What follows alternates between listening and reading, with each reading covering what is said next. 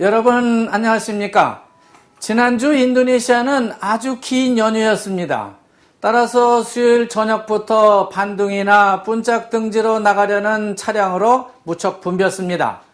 그렇다고 자카르타 시내 교통이 원활한 것도 아니었습니다. 라구난 동물원이나 모나스 광장으로 가려는 시민들이 아주 많았기 때문입니다. 특히 모나스 광장 독립기념탑에는 엘리베이터를 기다렸다가 타려는 인파가 몰려서 2-3시간씩 기다려야만 올라갈 수 있었다고 전하고 있습니다. 기독교와 무슬림 기념일이 이어지는 긴 연휴였지만 크고 묘한 파장을 낳을 수 있는 정치적 이슈도 많았습니다.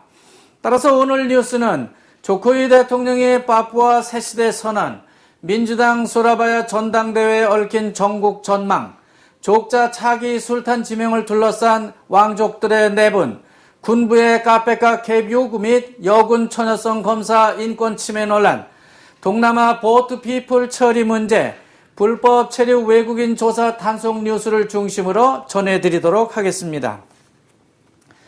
조코위 대통령은 다수의 장관들을 대동하고 파푸아를 방문했습니다. 그는 2003년 와메나 파푸아 독립 무장단체인 OPM 지도자들을 전격 사면해 줬습니다. 그리고 화해와 낙후된 파푸아 개발을 주문했습니다. 지금까지 유지해오던 외신 기자들의 파푸아 방문 취재 금지령도 파푸아의 화해 무드를 깬다든지 정의와 발전에 해가 되지 않는다면 마음대로 취재 활동을 해도 좋다고 말한 것입니다. 뿐만 아니라 머라우케를 인도네시아의 농업 중심지로 키우겠다는 의지를 표명했습니다. 이미 SBY 전 정부에서 MP3 EI 정책으로 발표한 바 있지만 460만 헥타 농지를 한꺼번에 개발하겠다는 것입니다. 그리 되면 거기서 연간 7,360만 톤의 어마어마한 양의 쌀이 나올 수 있다는 겁니다. 물론 재원이 문제인데요. 무조건 배우에맨이 70%를 투자하고 나머지는 사기업에 맡기겠다는 구상입니다.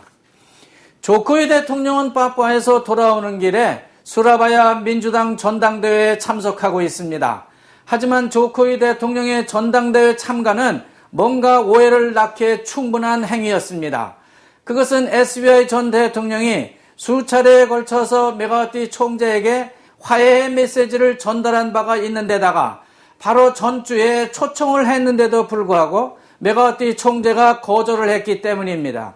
사실상 민주당은 KMP 쪽에 가까운 정당이라고 볼 수 있습니다. 그러면서도 까이아를 견제하는 그런 중립적 캐스팅 보트를 쥔 정당인 셈이죠. 그러니까 메가와티로서는 믿을 수 없는 정당이라고 생각하는 것 같습니다. 민주당도 마음은 편치는 않습니다.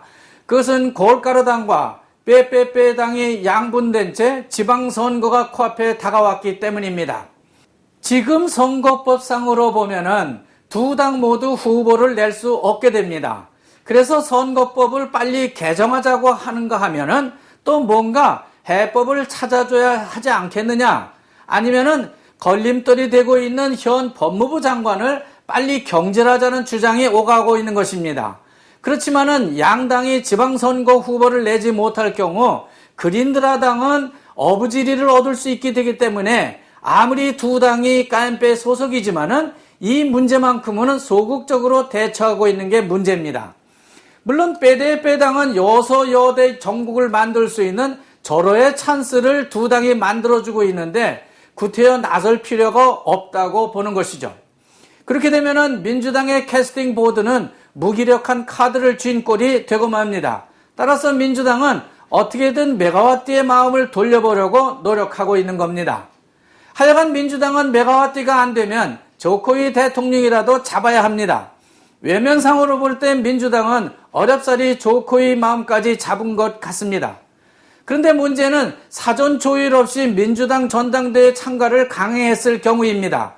그렇다면은 메가와티는 뭔가 다른 수를 둬야 할 것이기 때문에 이래서 묘한 정치적 변화가 예상된다고 보는 것입니다. 다음은 족자 술탄과 내분 소식입니다. 갑자기 하멘코브 언어 10세가 자기 동생들과 아무 상의도 없이 차기 술탄에 자기 딸을 임명하겠다고 한 것이 발단이 되고 있습니다. 말하자면 족자 왕국에 하나의 여왕이 탄생하는 것과 같습니다. 특히 바로아르 동생이 창피한 일이라고 극히 반대하고 있습니다. 이슬람 왕국을 지칭하는 족자 왕가로서는 도무지 수용하기 어려운 일이라고 주장하는 것입니다. 내분을 수습하기 위해서 하멘코 보너 10세는 언제든지 동생들을 만나서 잘 설득을 하겠다고 말하고 있습니다. 하지만 족자 술탄과 내분은 오래 지속될 듯 싶습니다. 갑자기 물도코 합참의장이 군부가 카페카 조사위원 진출을 주장하고 나왔습니다. 또 여군 처녀성 검사 발언이 이슈로 부상하고 있습니다. 말하자면 전역을 앞둔 군 장성 중에서 준장 1명과 소장급 1명을 선정해서 카페카 조사위원으로 보내겠다고 하는 겁니다. 물론 카페카는 아무 언급도 못하고 있습니다. 누가 이렇게 하겠다는 것인지는 알 수 없지만은 일단 대통령과 부통령은 경찰이나 검찰 이외의 공무원을 카페카로 보내 조사위원을 한다는 것은 법적으로 불가하다는 입장을 밝히고 있습니다. 또 합참의장은 공개적으로 여군 심사 때 처녀인지 아닌지를 검사하는 것이 뭐가 문제냐는 발언을 해서 파장이 커지고 있습니다. 얼마 전 여경 처녀성 검사 문제가 세계인권위원회의 항의를 받을 때처럼 경찰은 그런 수치성 조사를 한 적이 없다는 것으로 얼버민 적이 있는데 이것과는 아주 대조적인 발언이 아닐 수 없습니다. 그러니까 합참의장은 처녀성 검사를 한다는 것을 인정한 것이 되고 있습니다. 지난주 악재 해안에 무려 1000여 명이나 되는 보트피플이 도착해서 인도네시아 정부가 골머리를 앓고 있습니다. 이들은 가난과 굶주림 그리고 불교도들의 탄압에 못 이겨서 무조건 배를 타고 이슬람 형제국인 말레이시아나 인도네시아로 이동해오는 미얀마와 방글라데시 출신의 일명 로힝야족입니다. 이렇게 떠드는 동남아 보트피플은 7천 내지 8천 명 정도가 된다고 말하고 있습니다. 그런데 동남아 어느 나라도 이들을 반기지 않는 게 문제입니다. 일단 인도네시아는 600여 명만 상륙을 시켜서 아체 체육관 등지에서 재우고 먹이고 있습니다. 그렇지만 계속 밀려오는 이들을 어떻게 해야 할지 묘책이 없다는 게 인도네시아에서는 큰 문제가 아닐 수 없습니다. 최근 불법 체류 외국인 조사가 점점 확대되는 조짐을 보이고 있습니다. 벌써 적발한 건수만 1000여 명을 넘었다고 전합니다. 처음엔 호텔이나 하숙집에서 성매매하는 것을 단속하는 것처럼 출발한 것이 이젠 마약범이나 불법 카드 보이스피싱 조시까지 검거하고 있는 것으로 보아서 거주지나 회사 사무실 혹은 공장까지 안심할 수 없을 것 같습니다. 끝으로 CBMC 주최 한인교회 탁구대회 결과를 전해드리고 마치도록 하겠습니다.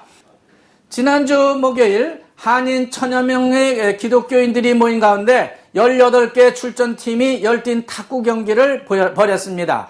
그 결과 일부 경기에서 연합교회 A팀이 금메달, 주님의 교회 A팀이 은메달, 그리고 교민교회 A팀이 동메달을 차지했습니다. 그리고 2부에서는 1등 교민교회 B팀, 2등 엘오아시스 교회, 3등 주님의 교회 B팀이 차지했습니다. 한편 응원상은 열린교회와 임마누엘 교회가 공동으로 우승했습니다. 이상으로 금주 인도네시아 뉴스를 모두 마치겠습니다. 지금까지 시청해주신 KTV 시청자 여러분 고맙습니다. 안녕히 계십시오.